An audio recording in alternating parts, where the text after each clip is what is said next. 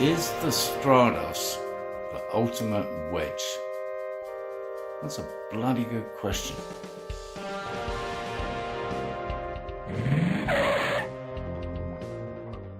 There's plenty of contenders. Where should we start? Well, to be honest, obviously there's a lot of contenders if you include all the concept cars, most of which were a bit shit, honestly. Bit over the top, apart from this one, of course. But let's stick to ones that actually made it into production. And let's start with one that I also owned many years ago. No, not the TR7. Let's get real. Yes, the Lotus Esprit. Yes, indeed, folks, at the tender age of under 25, I can't remember how old I was actually, 21 maybe, I bought a Lotus Esprit through a lot of random incidents that ended up with me with a little bit of cash in my pocket. Got to be honest, it was one disaster after another, but what a fantastic car. One was a Series 2 with some improvements on the Series 1. Yeah, not so sure about the interior. Yeah, chocolate brown velour with white leather. Anyway, we're not here to talk about mine. We're here to talk about the car in general. A classic wedge and probably a pinnacle of Lotus cars themselves under Colin Chapman, the engineering genius. Originally designed by Giugiaro.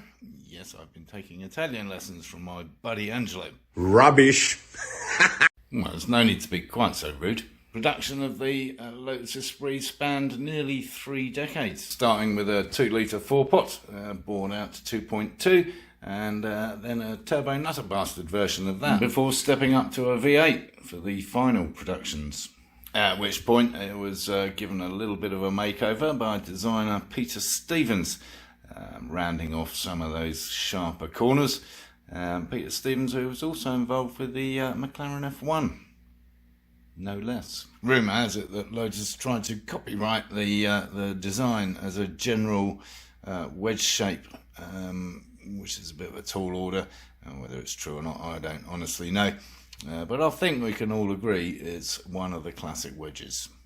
And while we're in the race-bred, thoroughbred type arena, I guess we should turn to Ferrari. Several kind of wedgy cars. 308, 328, 288 GTO, kind of wedgy. I think the ultimate wedge was actually the 308 GT4, which is not so popular with a lot of people. I personally think it's a beautiful car, and of course the 2+2. Of course, this started life as the Dino 308 GT4.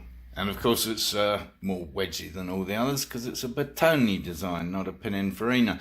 And of course that involved Marcello Gandini. We'll come on to him later. So, somewhat of a sidetrack for Ferrari in general, but a very good one nevertheless. Powered by a 2-litre or a 2.9-litre V8. Obviously nothing stunning by today's standards, but at the time it was pretty reasonable, especially for a 2+2. Pininfarina later went on to create the Mondial and kind of failed dismally. Still a wedge, but... Well, here's one you weren't expecting. Oh, yeah, it was in the title slide, wasn't it? Yes, the Bond bug. Well, it doesn't get much more crazy than this, does it? Oh, that, yeah. Anyway, the Bond bug. Well, I thought I'd throw it in there because it doesn't get much more wedgy than this either. I've actually had the pleasure of a ride in one. Yes, somebody that used to work for my friend Gerald Hannibal, who first introduced me to Renault racing. Anyway, one of his employees had one and took me for a spin. I can't remember what it was like, honestly. The interior was somewhat sparse, but suitably wacky. I don't remember much about it at the time, probably just because I was afraid of dying.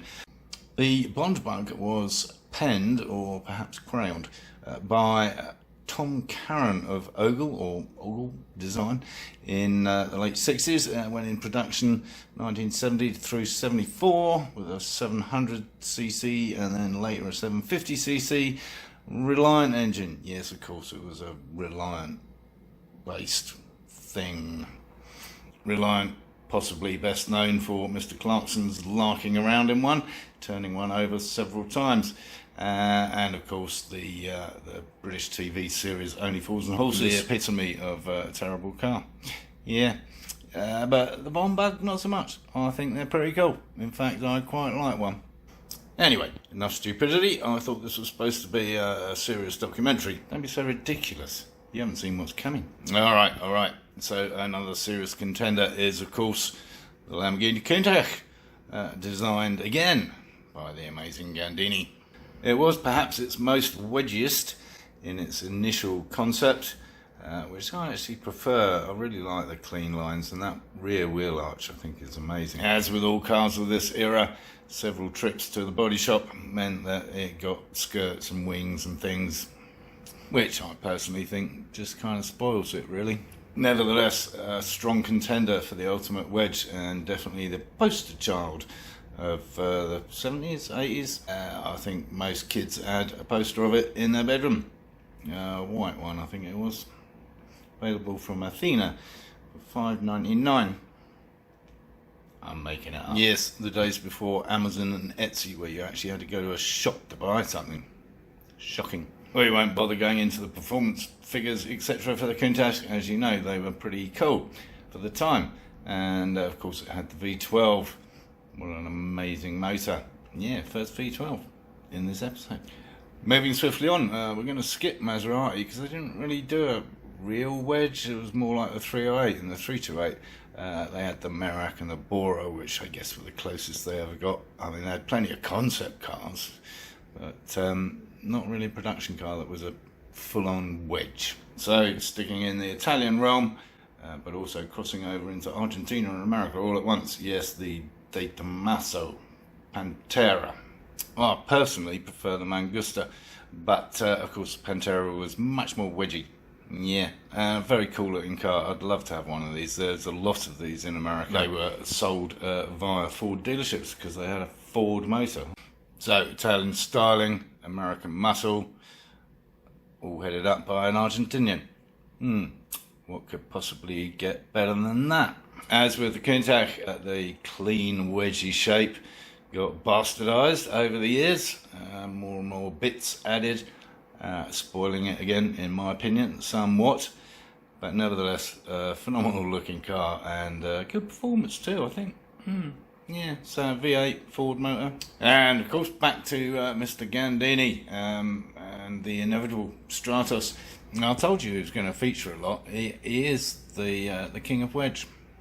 Anyway, Stratos, yes. Well, no need to dwell on this one too long because there's 75 other videos on this car. But of course it has to be a contender for the ultimate wedge. And probably the only one with any real kind of racing heritage, to be fair. Quite the unlikely looking rally car, for sure, but outrageously successful nevertheless. So as I said, we're not going to dwell on this too long. But yet another Bertone Gandini design. Talking of which, there's this one too. Yeah, I had one of these as well, mainly because I couldn't afford one of those at the time. The little X19, yes, Fiat X19, eventually later on actually produced by Bertone themselves, because Fiat decided to stop producing them. Of course it was a little underpowered, even in the later guises with the larger engine, when they upped it to 1500cc from 1300cc. Nevertheless, a fantastic little car to drive, loved mine, would definitely have another one. Plenty of engine swap possibilities if you're so inclined. Definitely the Honda motor and even some motorcycle engines. Kawasaki, I've seen a Kawasaki one on a hill climb. Phenomenal thing. And very definitely a contender for the ultimate wedge in terms of shape. I mean, that's what we're talking about. We're not talking about the ultimate supercar or anything else. We're talking about the ultimate kind of wedgy design. And so we come to the last and quite possibly the least. Designed by one Harris Mann, and if that name means anything to you, you'll know that he was the designer of the TR7, but it's not the TR7, although that obviously was quite wedgy, and I did have one. I had two actually. Yeah, some people never learn. Anyway, of course we are delving into the depths of British Leyland, And it is, in fact, the princess. Oh, come on, where's your sense of humour? It's certainly wedgy, right? I mean, you could wedge open a very large door with one of those. In fact, that's probably the best use for it. Of course, a hateful car, to be honest. I don't think it had any saving graces whatsoever. Being the 70s, you could have it with a vinyl roof, atop one of the hideous colours that it came available in. Ranging from this kind of mustardy puppy shit yellow to brown. I mean, whoever buys a brown car, who decided to paint any car brown, ever? And a whole bunch of other sickly colours. I have nothing else to say about this car, but you do have to admit, it's a wedge.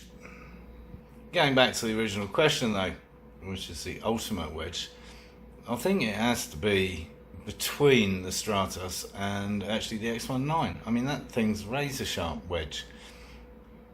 So I think my choice is actually the X19. What do you think? I'd love to know. If I missed any, of course, as well, do let me know, and we'll do a not so ultimate wedge episode. But yeah, if you agree with anything that I've said, leave some comments down here below. Subscribe while you're down there. Give the video the thumbs up. If you thought it was any good, you must do, because you're still here, despite the Reliant Robin and the Princess. Do tune in again to Tink Time. And of course, encourage others to watch my lunacy.